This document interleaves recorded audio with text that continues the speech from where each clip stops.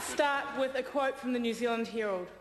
It presents a workable framework for uniting Auckland, which should have the support of all Aucklanders. So to those members that claim that somehow Aucklanders aren't supporting this, then they haven't seen the emails in my inbox, and they haven't also been reading the New Zealand Herald, that wonderful publication in Auckland. Secondly, can I just sum up? I just want to start. Actually, Lynn Pillay summed up the Labour debate for me.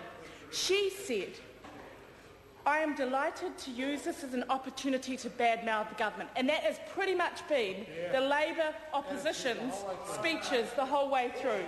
But actually, what Aucklanders who are listening, they want to know about the legislation. They want to know about the actual details. So I'm going to quickly run through some of the arguments that have previously been put up by Phil Twyford and some of his colleagues.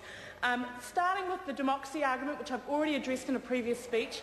I've mentioned the double standards of the Labour Party with regard to democracy, but in particular,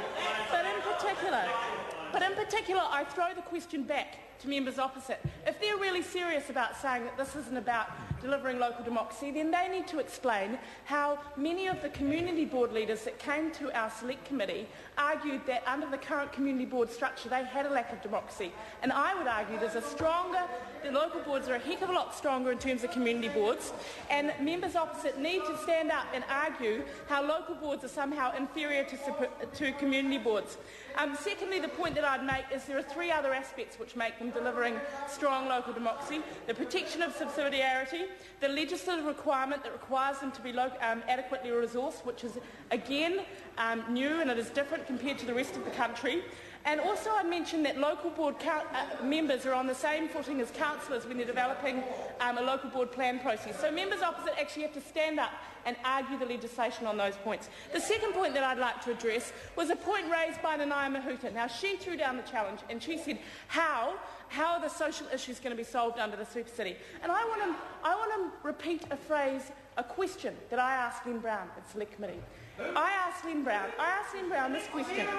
I said, isn't part of the benefit of having the Super City finally one regional entity that can look to areas like South Auckland, which we know has not got the infrastructure of Ponsonby and Parnell, isn't part of the benefit that finally they can get some of the infrastructure that they deserve? And he looked back at me and he said, now listen, and he looked back at me and he said, Nikki, that is the great white hope of the Super City.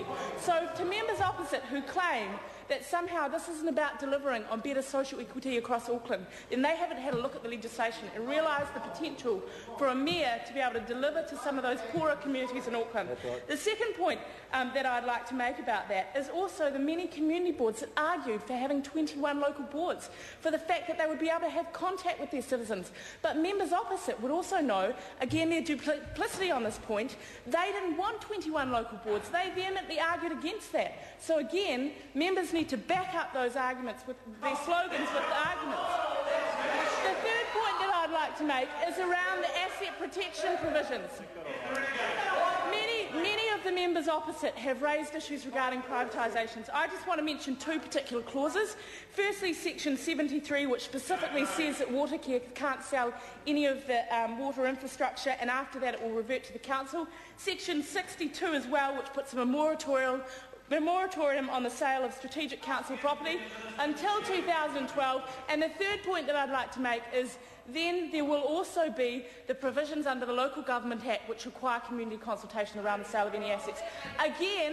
Again, members say slogans, but when I would argue they need to get up and debate some of these points. The fourth point that I'd like to make is around the cultural fabric of Auckland, and we listened. We listened to the Select Committee submitters that asked, and I've mentioned before my predecessor Judith Tizard around the Regional Amenities Act, and we've delivered on that legislation, ensuring that it carries through. The fourth point that I just want to touch on that's been raised by some members is around the waterfront. Now, I had the privilege of attending a function with the Prime Minister down on the waterfront. It was the launch of the development of Sea City, and you know what I said to someone after that function? Our Prime Minister has done more for Auckland in his term than the last term of the last Labour government. And that was a really And that was a really historic moment because we are actually out there delivering on the waterfront, and we are about to finally have a structure. And Mr. Twyford's looking at me, shaking his head, but he's the one that called...